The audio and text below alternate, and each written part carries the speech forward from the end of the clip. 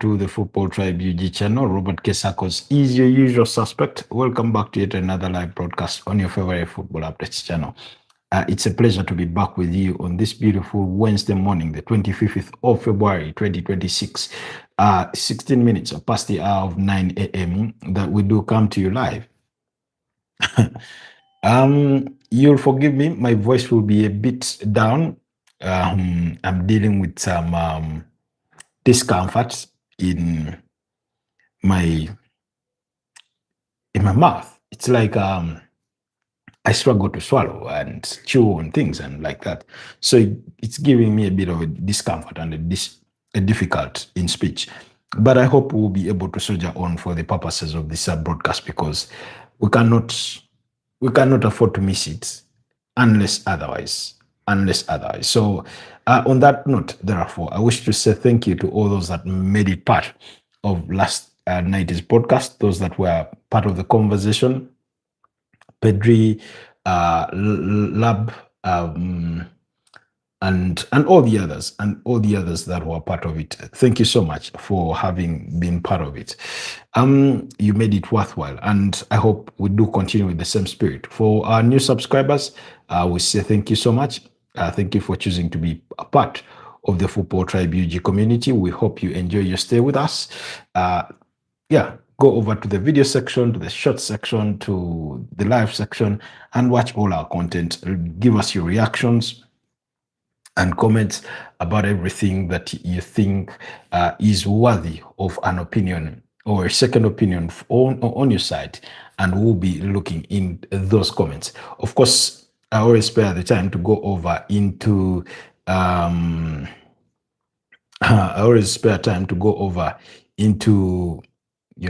the comment section to sort of see what you guys are doing, what you guys are saying, and things like that. So yeah, I hope we continue in the same spirit. Anyway, this morning we'll be talking about the UEFA Champions League in the wake of Inter Milan being knocked out at the hands of Bodo on a 5-2 aggregate score. We'll get to talk about Newcastle. We'll make time for Atletico de Madrid, but also more importantly, we'll look at what's to come in as far as today's fixtures go. So because that's where the gist of the conversation is going to be. And then Thursday, of course, tomorrow we'll have the return leg for the UEFA Europa League and UEFA Conference League playoffs and things like that. Aisha. Hello, Aisha. How are you doing? Good morning. Welcome to the Football Tribe UG channel. Where are you joining us from? So that will form the gist of our, conversation this morning. You say pop. Okay, good. Good to know. So, guys, kindly like the broadcast, but also consider subscribing to the channel if it's your first time here. Robert Kesakos is my name, and I'm coming to you live from Kampala, Uganda. For those of you that could be wondering where we're coming from, it's been an amazing start to the week for many of the football fans, unless you're either an Inter Milan fan or something or otherwise, and things like that. So, but yeah. Yesterday, we had the early kickoff between Atletico de Madrid and Club Brugge, and Atletico de Madrid thrashed Club Brugge by 4-1 to advance to the round of 16 of the UEFA Champions League. What we did witness was a brilliant hat-trick from Alexander Soroth. We're talking about an Atletico de Madrid side that are oftentimes been too inconsistent, to the extent that you wonder sometimes what they are going to be able to bring to the pitch. And yet, on any given day, they can turn up and be as good as any other team, or as excellent even. Perhaps you could argue even flourish, because not too long ago, we remember their incredible victory against Barcelona in the first leg semi-finals of the Copa del Rey, but also witnessed the subsequent weekend of the same side getting walloped by Rayo Vallecano by 3-0. So they can sort of be that side. Sometimes it's hard to measure the sort of side or quantity of them that is going to show up Is it the good side, the bad side? For starters, I for one do believe they concede so many goals, and perhaps we saw that in the first leg that had ended in a 3-all draw between the two sides over there in Belgium. I thought they were suspect because they had a 2-0 lead, they squandered that, then somehow through an own goal they managed to get themselves ahead and made it 3-2, but still could not hold on to that lead, slim as it was, and then they suffered an equalizer, and before we knew it, the fixture had ended in a 3-all draw, similar to what we saw of Barcelona when they made the trip to Belgium. It equally ended in a 3-all draw between Barcelona and Club Brugge or Club Brugge. So that means, if anything, you ought to give it to Club Brugge that they never bowed down to any of those Spanish sides. So really quite impressive, I must say. The one thing I like about Club Brugge is that they never shy away from playing attacking football. That football, that sort of game that is open. I think a little more like Barcelona. They want to literally outscore the opponent. They'll go ahead and create loads and loads of chances. As sometimes they may not be as clinical, but at least you cannot fault them for that. So Alexander Soroth opened the scoring in the 23rd minute with a brilliant goal before Odonezi, who scored the own goal in the first leg, scored to restore parity. That was in the 36th minute. So it was 1-all at halftime before, and then 3 minutes after the restart in the second stanza, Johnny Cardoso, the summer signing from Real Betis, was on target there for Atletico Madrid to make it 2-1, and then in the 76th minute and the 87th minutes respectively, it was still Alexander Soroth that scored to put the game to bed, with Ademola Lookman providing the assist for Soroth's second goal, and Matteo Ruggeri providing the assist for his fourth. So Diego Simeone, as always, pretty animated on the touchline, in commanding his side. I thought they had, a brilliant performance, one that was worthy of whatever their fans do pay to watch them. Johnny Cardoso and Koke, they are looking good in that game. Alex Baina, not very convincing. Julian Alvarez, but Alexander Soroth with the standout performance really there in that game. Club Brugge were not clinical with the few chances they created because their chances weren't as many, if we are being honest. Like those that you could qualify for clinical chances, or but again, they had as many as 6 attempts on target. That also tells you, like I said, they never shy away from a fight. They will always bring the game to you. And it's no surprise that they edged possession to a tune of 55% compared to 45% of Atletico de Madrid, who had 5 shots on target, scoring with 4 and 5 off target. So really, a very, very impressive game there. And on the match, Atletico de Madrid on the match to the round of 16 to join the top 8 from earlier on, in the table. Okay, so that means with Atletico de Madrid advancing, they will meet either of Liverpool or Tottenham. That's one of those two sides will be their opponents at the round of 16. That is what they will face. Then moving on, Olympiacos shut the Spurs in a goalless draw away to Bayer Leverkusen. But remember, Bayer Leverkusen, thanks to Patrick Schick, had won the first leg by 2-0. So that means Bayer Leverkusen equally advanced to the round of 16 quite straight away.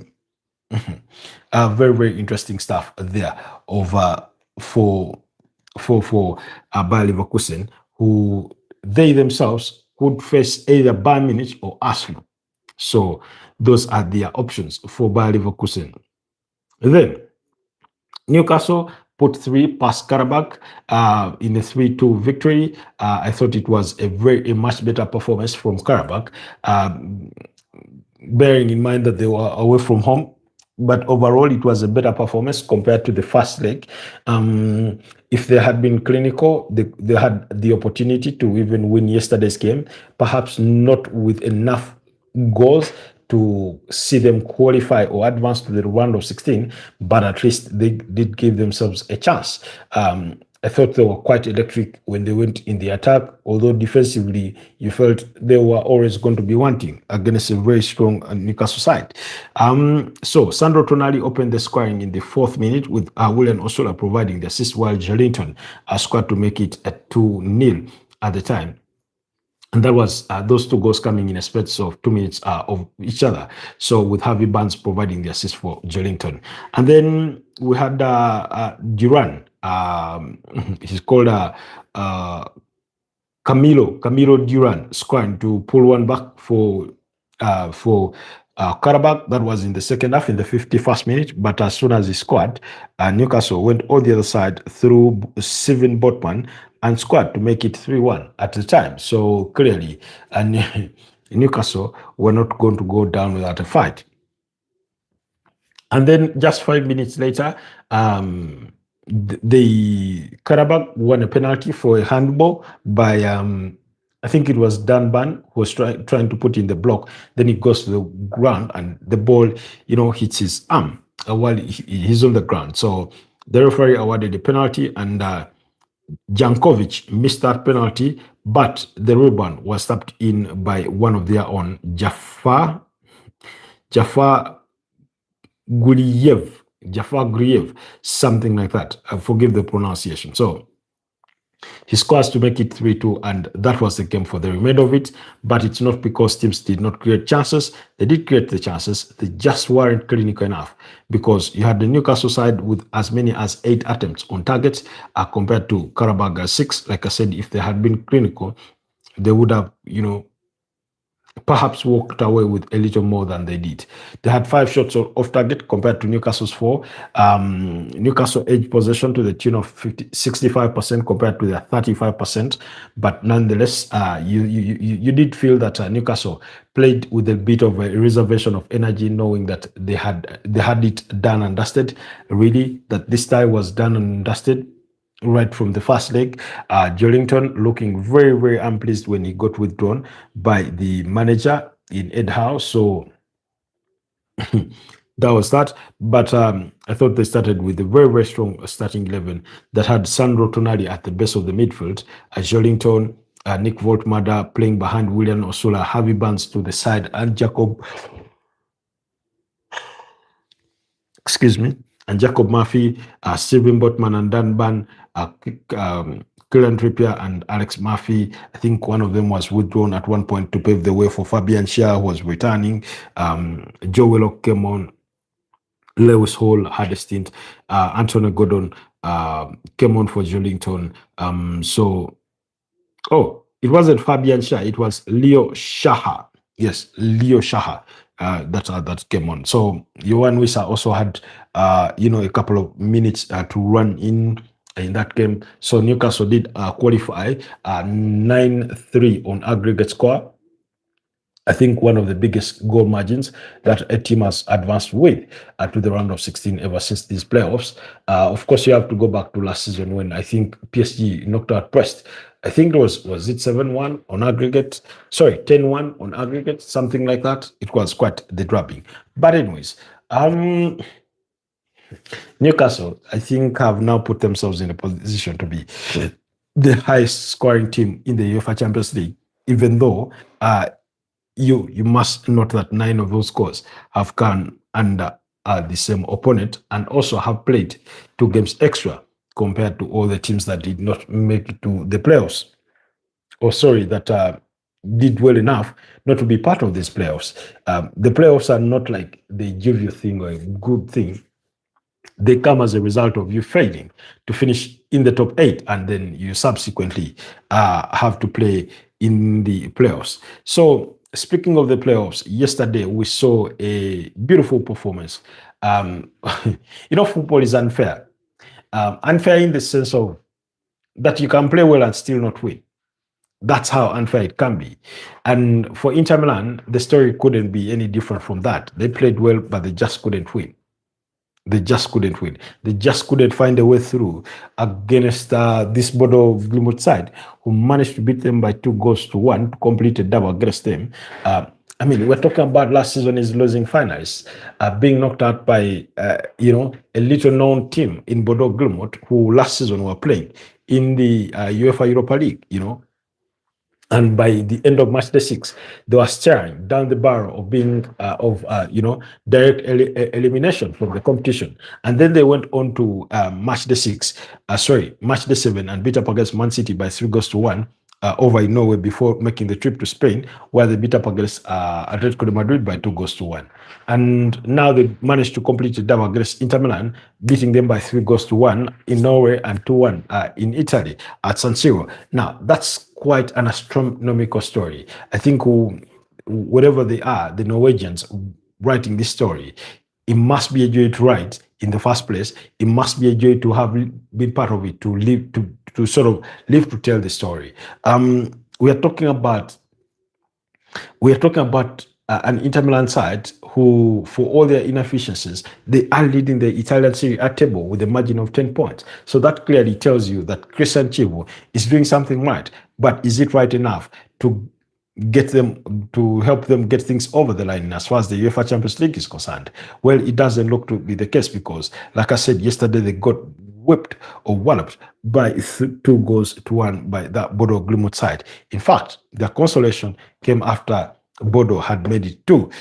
Bodo with only 5 shots on target compared to Inter Milan's 7. They had 16 off targets, so that clearly tells you that they had 23 attempts on goal, but just could not put it in the back of the net. They just could not bury their chances, and you do feel for them. By the way, Marcus Thuram, Esposito, Di Marco, they all had missed chances. In that game. Then Inter Milan dominated in possession to the tune of 71% compared to 29% of Bodo Glimt. That also tells you how effective Bodo Glimt were in the few chances they created, but also in how well they defended. Because if somebody tells you that Inter Milan got beat, you may think, well, they just did not turn up. Well, Inter Milan turned up, but Bodo Glimt played like prime Atletico de Madrid side under Diego Simeone back in 2014 when they were a rock of a defense. They blocked shots, really. They blocked as many as 7 shots. When it came to putting the blocks, when it came to defending effectively, when it came to clearing corners and crosses, they were putting their heads to them and forcing Inter Milan to sort of into the deeper, wider areas where they could have very little impact on the game in the final third and things like that. So I thought they were a well-drilled side. They really, really, really looked good on the day, particularly defensively, how they look to disrupt play. They were looking to deny Inter Milan that sort of feel-good factor of having momentum in the game by killing the game whenever they could and things like that. So goals from Haig as well as Evgen were enough to see them win by 2 goals to 1 there, while Alessandro Bastoni squad what turned out to be a mere consolation there for Inter Milan as they lost 2-1 and then subsequently 5-2 on aggregate. Son of Soweto says, Eternal Flame, let me ask you about the EPL. Please go ahead, Son of Soweto. Who will win the EPL? Just give me a second to answer that as I wrap up on yesterday's games for the UEFA Champions League. So there you had it. Now, I said this, that had it not been for Inter Milan's current position in the Italian Serie A, that they are at the summit of that league table, trust me, by this morning, this Wednesday morning, Christian Chivo would have been shown the exit because the kind of performance they had, not that it was too bad, but losing to Bodo Glimt when you're a losing finalist from the last campaign, when you're a giant in Italian football by measure of every standard that Inter Milan are, and losing to Bodo Glimt, who is almost inexcusable. We're talking about the side, the only Italian side who last won the UEFA Champions League, and that was back in 2010 when they beat Bayern Munich by 2-0 in the finals at Diego Milito in there. Ever since then, they played, I think, 4 UEFA Champions League finals and lost all of them in 2015, 2017. That was Juventus losing to Barcelona and Real Madrid respectively. Then you have had Inter Milan and Inter Milan twice in 2023 and 2025, losing to Man City and PSG respectively. So that's been the performance of Italian teams as far as the UEFA Champions League finals have been concerned over the last many years. Okay, drifting away slightly from the UEFA Champions League to respond to Son of Soweto's comment. He says, who will win the league? I'll say this because it's what I've continuously said all season. My prediction was that Arsenal will win the Premier League title this season. Of course, they have let themselves down by allowing Man City to get back in it in terms of controlling their destiny. Now, for the two title contenders, particularly in my opinion, Arsenal and Man City, all have it. They all have it all to do. They have it in their own destiny. Every side can make it or break it for themselves. In other words, if Arsenal win all their remaining games, including beating Man City on the 18th of April, they go ahead to win it. And the reverse is true, that if Man City win all their remaining 12 games, including beating Arsenal on 18th April, then they go ahead to win it. So the math is that simple. And I do not think, first of all, there's little margin for error in terms of the remaining 10 games for Arsenal and the remaining 11 games for Manchester City, because I think it's now 11 games. Yeah, I'm not 12. Apologies, not that. So if they can win their 11 games consecutively without dropping any single point, they stand a chance. Or in other words, either side will have to pray that if one of them drops points, the other, either side will have to pray that when they drop points, even the other one drops points, or if their opponent drops points, then they get to gain points. Particularly, for example, how we saw it play out. Prior to match day 27 officially, Arsenal dropped points against Wolverhampton Wanderers, and yet Man City came in the one of the first games of the weekend and beat up against Newcastle by 2-1. So subsequently, this weekend, you have Arsenal coming, I think, on Sunday, the first match. That's when they'll be in action against Chelsea. It will be a Super Sunday fixture. What really, I suspect Man City would have already played on match for their match day 28 game. And their game should be against what? Man City play away to Leeds United. I do not think if you're Man City and you're pursuing a Premier League title, then fixtures come any simpler than facing Leeds. And I do not mean that lightly, or I do not mean to throw to underestimate Leeds, because I know what they've been able to do over the last 13 14 games. I think they've lost about twice or thrice in that run of games. Really, they've had so many draws, unfortunately. So what's going on with Vinicius' issue? I do not follow Western football. I'm not a sellout. So did he win? Supporting European football is not being a sellout. I'll put it two ways. I know a lot of people who support their domestic football, but also still support football overseas. And then you have people who support different sports, but also get to enjoy European football as well. So I do not think it's the idea of being a sellout. It's just for example, there's a gentleman called IDK, or Ismail Dakabach Gongo.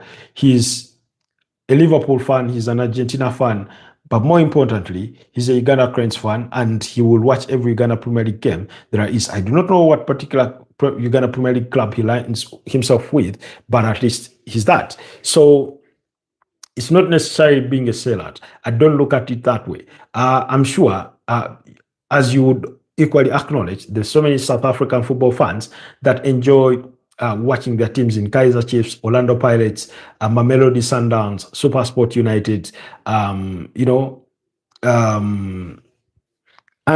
among others, but still, spare a moment to enjoy European football. I know for a fact that there's a gentleman called Priscin Kosi from South Africa. I forget the particular city where he comes from. He normally joins us on the channel, and he's an Arsenal fan, but also he's I think he supports Mamelodi Sundowns over there in South Africa. So really, I don't look at it that way. But to also answer your question about the Vinicius Junior issue, that issue is still under investigation formally by an independent ethics committee from UEFA.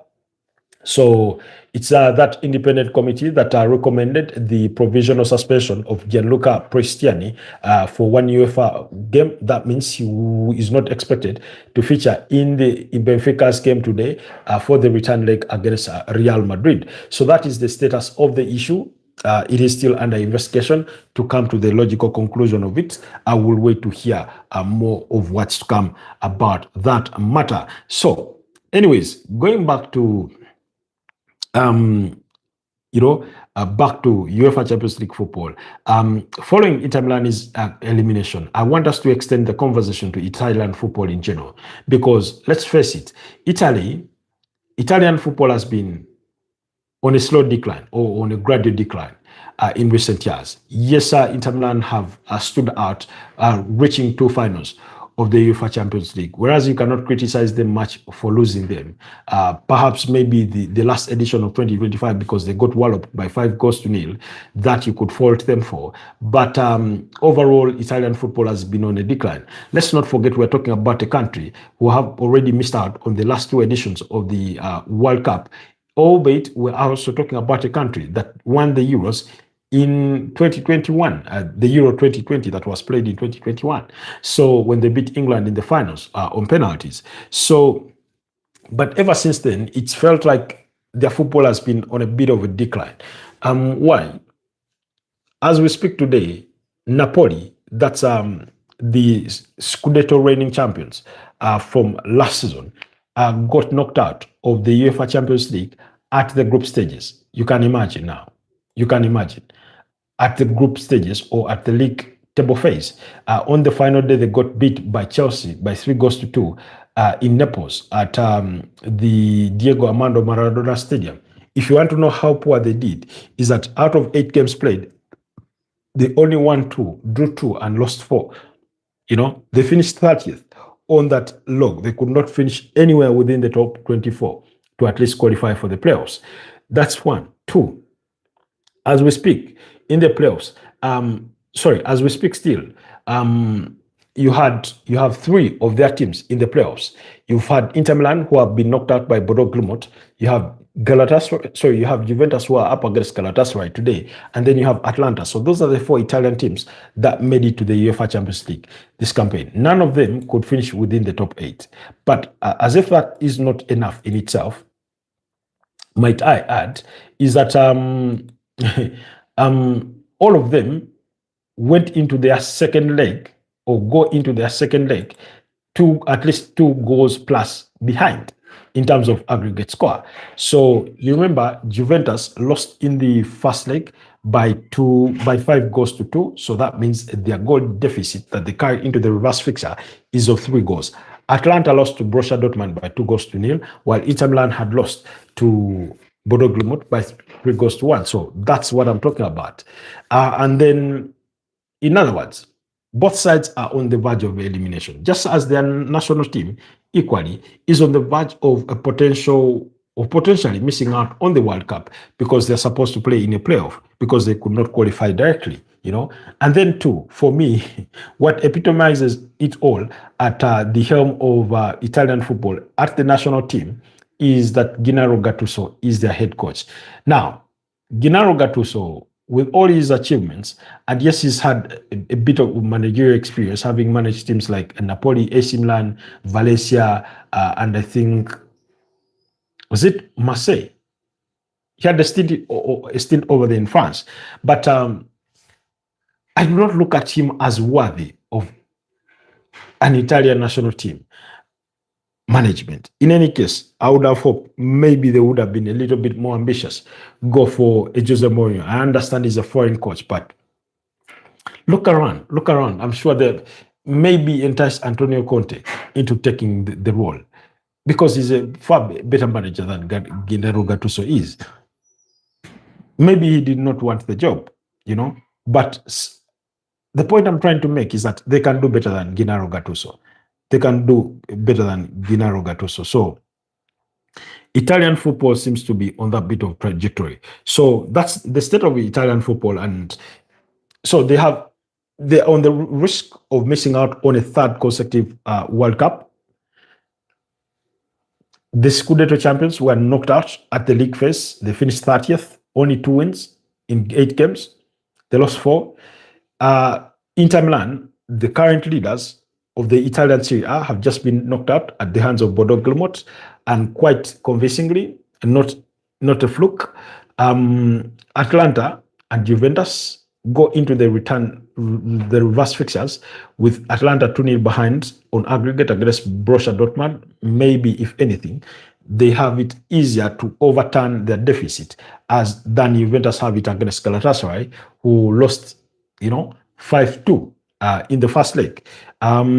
So that's the state. Like, sometimes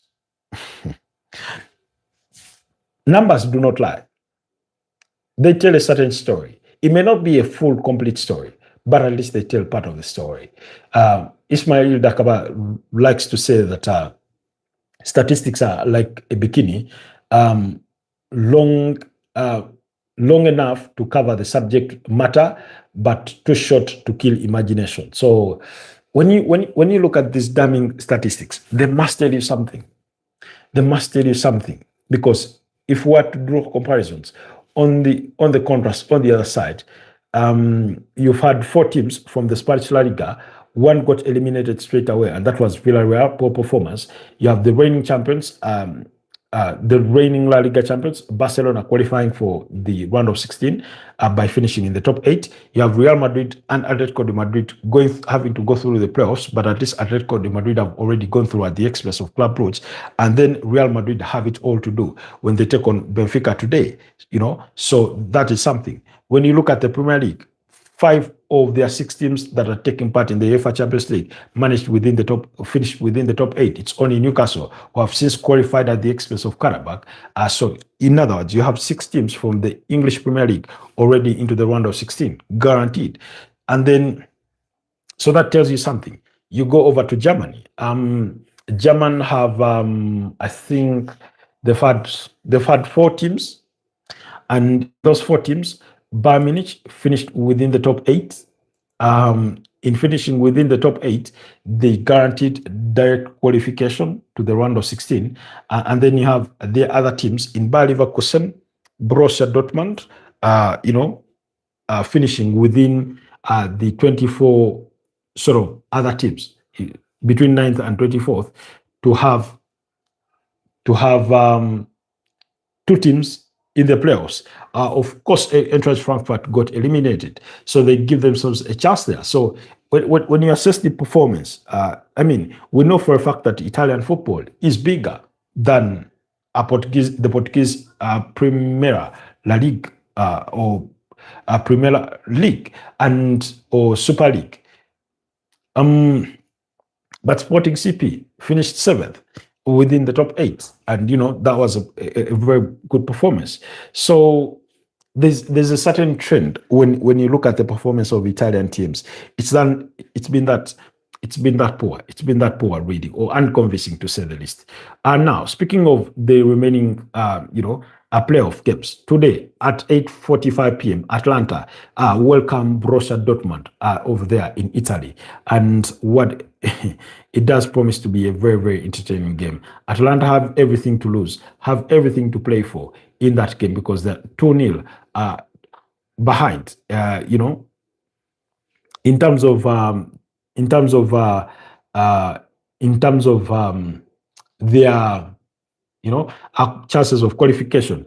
Borussia Dortmund, under the charges of Niko Kovac, he will be hoping that Maximilian Bier and Saul Grassi can get the job done over there in Italy, or perhaps even an aging Julian Brandt. But on the other side, Atalanta are under the charges of Rafael Palladino. Yes, Rafael Palladino, who was brought in to replace a sacked Ivan Juricic. Ivan Juricic is the one that started the season with Atlanta, but he was shown the exit. So they go into that game with a 2-0 deficit. You can only hope that, of course, people like Nikola Zielinski, as well as Lazar Samadzic, can inspire that that Atlanta side to something. David Zappacosta, Mario Pasalic are some of the players that Atlanta can look at to try and give them a bit of impact in that game if they are to register any. Then the other game is between Juventus.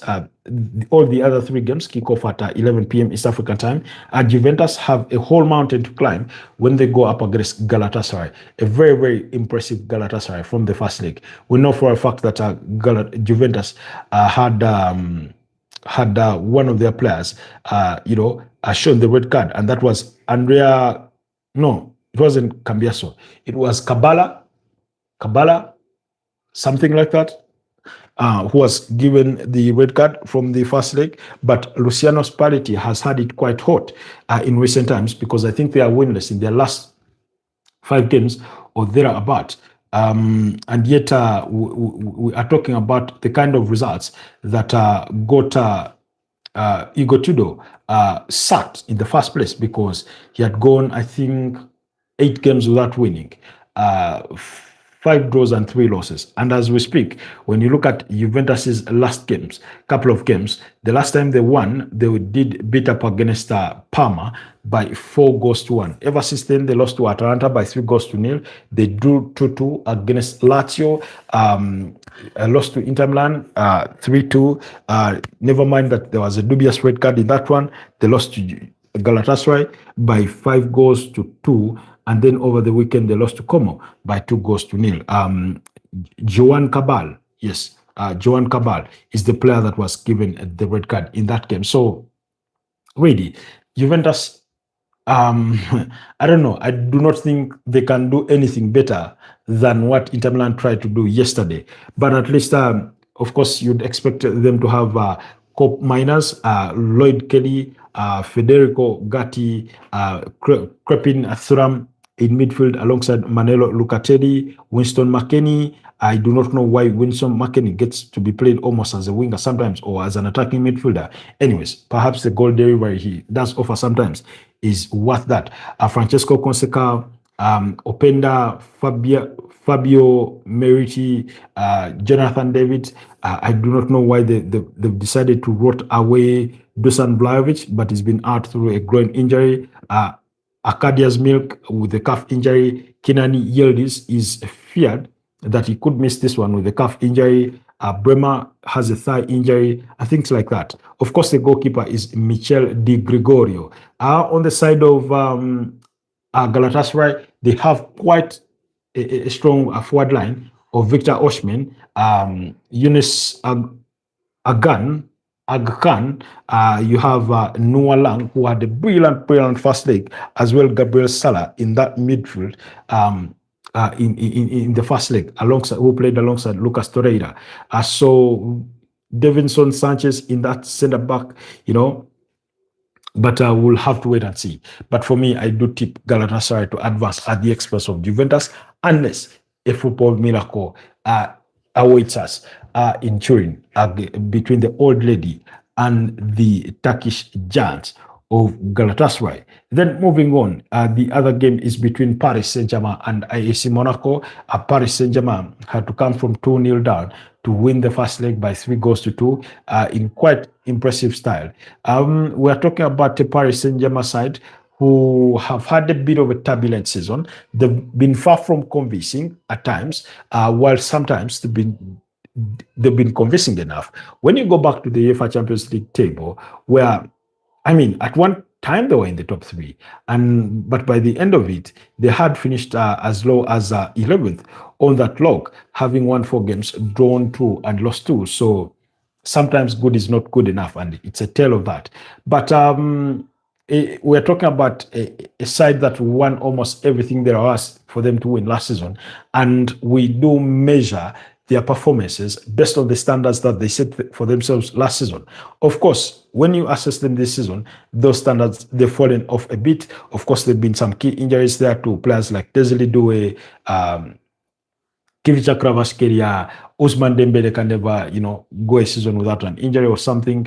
And then at one point, Achraf Hakimi, after that nasty tackle from Luis Diaz in their 2-1 defeat at the hands of Aubameyang in the UEFA Champions League, so he missed the action for quite some time. You remember, I think he came back just in time to play a little bit of AFCON, things like that. So, and then I do not know why Lucas Chavelia, the goalkeeper, has not been starting. It's been Matevi Safonov, who has been starting there for Luis Enrique's side. Of course, so expect a strong backline: Nuno Mendes, Willian Pacho, and Marquinhos, and Achraf Hakimi. In the midfield, where you have Vitinha and Joao Neves, instead of Fabian Ruiz, expect to see Warren Zaire-Emery, and then ahead of them could be Goncalo Ramos, Kivicha Kvaratskhelia, and Bradley Bacola. Those set to miss this fixture is Fabian Ruiz with a knee injury. Ousmane Dembele is feared to have a calf injury, as well as Seni Mayuru, and then Quinton Njatuo also out with a hamstring injury. Monaco, on the other side, have an even longer list of injuries with the likes of Paul Pogba, Takumi Minamino, Lucas Radicki.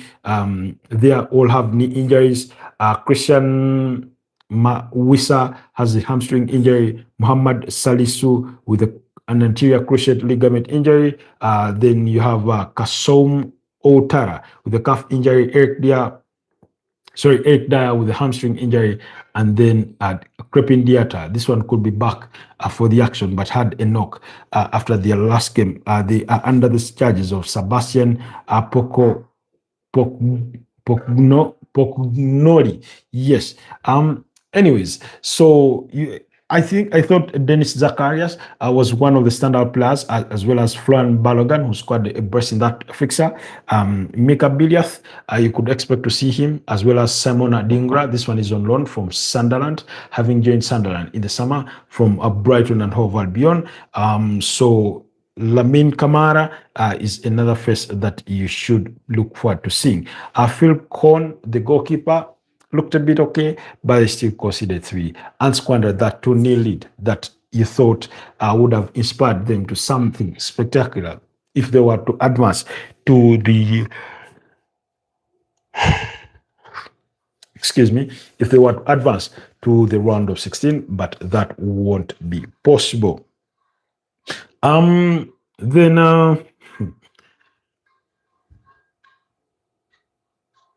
Then, okay, my prediction for me overall is for PSG to advance at the expense of Monaco. So I could expect a 3-1 victory for them today.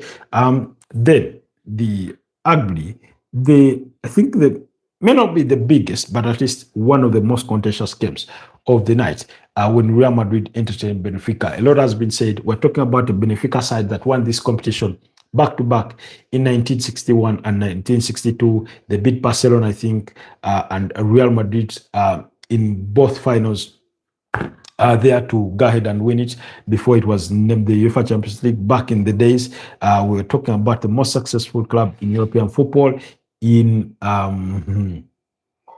Real Madrid with 15 accolades of the UEFA Champions League. First of all, like I've told you, when Son of Soweto asked me about the incident of Vinicius Jr., we spoke about Gianluca Prestiani, the Benfica right back, who is suspended for this one, having been given a temporary suspension. Then Rodrigo Goes is going to be a miss in this one because he will be out for a red card. Albeit he also has an injury. So Dean Howson has a thigh injury. Danny Ceballos with a calf injury. Jude Bellingham with a thigh injury. Kylian Mbappe is feared to have a left knee issue and is a doubt for this particular game. If he were not to make it, what a huge miss it could be for Real Madrid. That means Vinicius Jr. has to carry the team on his shoulders and inspire them to qualification. Then Eder Militao out with a thigh injury, and then we talked about Rodrigo Goes. Um, First of all, then you expect Alvaro Abiola to assemble this kind of team with Thibaut Courtois in goal, Alexander Trent Arnold at right back, Raul Asensio alongside Anton Rudiger, and Alvaro Fernandez Carreras at left back.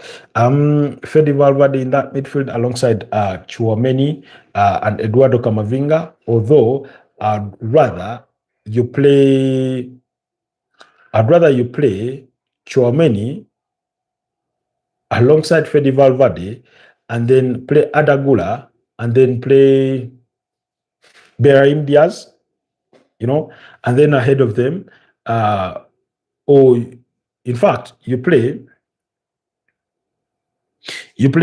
Chouameni, Fede Valverde, Adagula, and Vinicius Junior, and then Gonzalo Garcia with Brahim Diaz.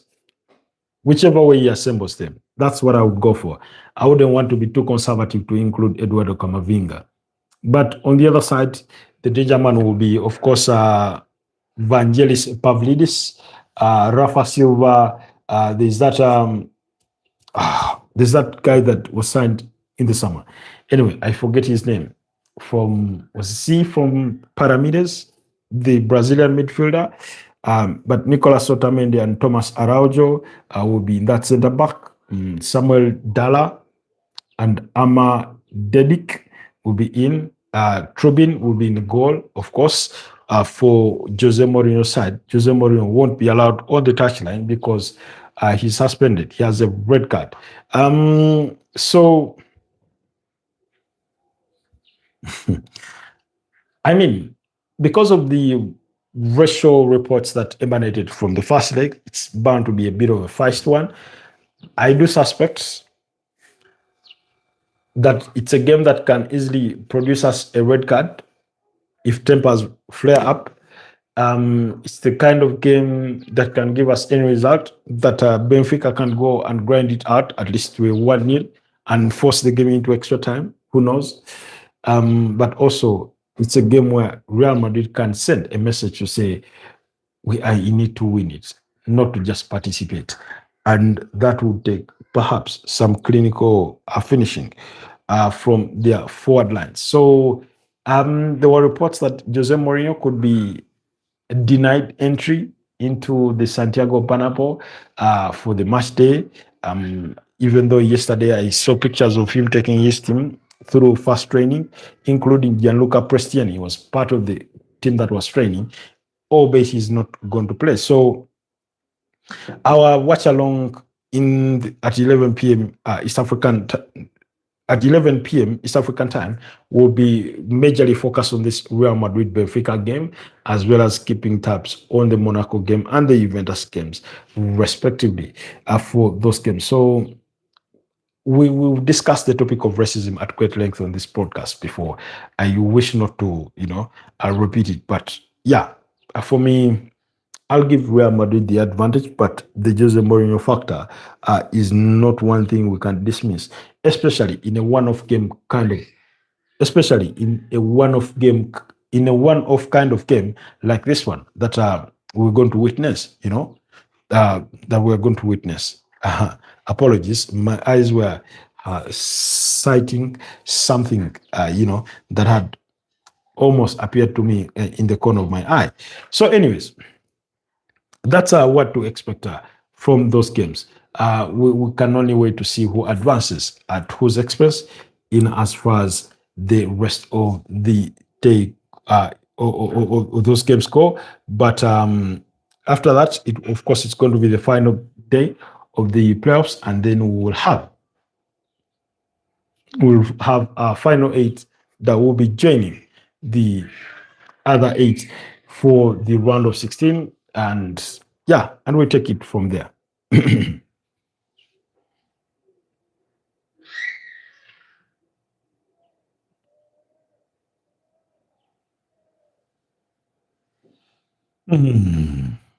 Okay. Then, meanwhile, yesterday we learned of reports that Akraf Hakimi will be tried by the criminal court for alleged rape. Hakimi claims he only kissed the young woman, the victim. On the other hand, says he raped her. The alleged victim has refused all medical examinations, DNA tests, and checking of her phone, and to give names of witnesses. That is according to the touchline. Now, the reason as to why I wanted us to touch on this story is because it's a sensitive story, really. It's a sensitive story. And the reason as to why I say it is a sensitive story is because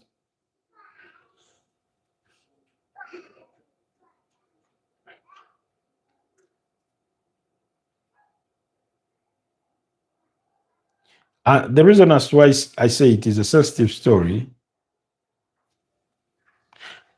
is because, not because it involves women, but because rape is bad. No matter which way you look at it, if it's happened, it's bad. Sexual intercourse must be consensual.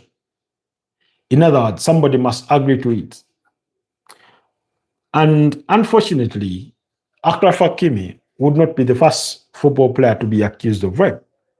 As we speak, Thomas Partey is in courts of law battling the same charges of initially there were, I think, 5 counts of rape with 1 count of sexual assault, and 2 counts of rape have been added to the charge sheet, and he will undergo his trial over in the UK.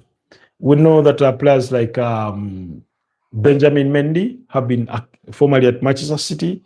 The former, Man City right back has been accused of the same. He was able to overcome those charges. Unfortunately, he lost his career, 2 years of his career. Last I checked, he tried to drag Man City to court for unpaid wages, amounting to about, was it 11 million pounds or something during that period. So, but in the wake of the Thomas Partey case, a lot of people have come out to criticize Arsenal, to ask them why did not they act similarly to what Man United did when allegations came out against Mason Greenwood, why they didn't act the way Everton did in the wake of allegations with Gafley Sigurdsson, who was apparently being accused of, I think, child molestation. Turned out he was not guilty or found not guilty. For me, I'll say this. Oftentimes, when we jump to conclusions, and when I say conclusions, is by jumping to the side of the victim or the accuser, we oftentimes crucify these football players before we've even had a chance to hear their side of the story. And like I said, a lot of people have criticized Arsenal for the manner in which they handled the situation with Thomas Partey. And for me, my argument has been always simple and will remain simple, is that you're innocent until proven guilty. So in other words, if I come out and accuse you of having done something to me, look at the incident of Vinicius Jr. He's accusing Gianluca Prestiani of racially discriminating him or abusing him. But until Prestiani is proven guilty, he will be considered a suspect. So that's the thing, that Arsenal treated this as a very serious matter. They cooperated with all police investigations in terms of helping them with the plan, accommodating him the time and things like that. They believed in the same principle. That, look, we're not going to go down the direction of Man City and condemn Thomas Partey as Man City did condemn Benjamin Mendy. And then it turned out that he had been innocent. So we will stick to the basic principle of innocent until proven guilty. He will have his day in court. If he loses the case, so be it. He will get his punishment. But if he wins the case, so be it. Because oftentimes these rape allegations sometimes have been hearsay, have been a case of he said, she said. Neymar Santos Jr. was being at one time accused of the same. Um, Fortunately for Neymar, he had cameras in his house, so he was quick to table his evidence. We know for a fact that in 2008 or between 2008 and 2009, Cristiano Ronaldo was accused by a woman from the US, possibly from a nightclub in Las Vegas, of rape.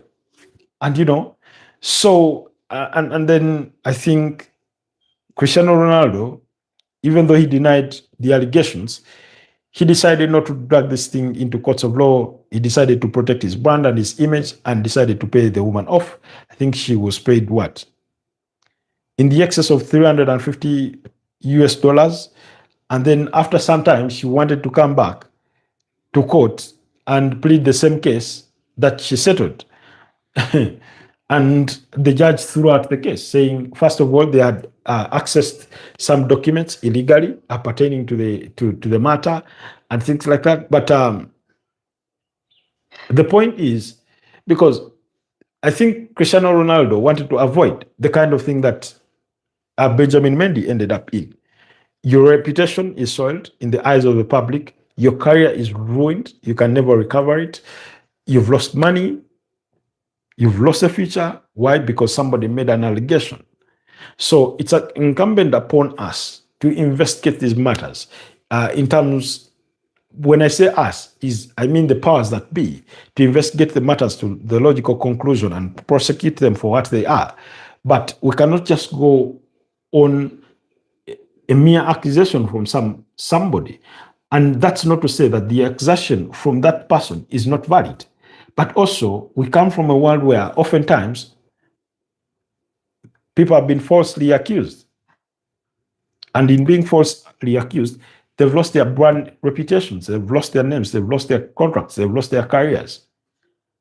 You know what Mason Greenwood lost in terms of, I think he had a deal with either Adidas or Nike for boots. You lose that. You lose those things. And they catch up with you. They impact your life in one way or the other.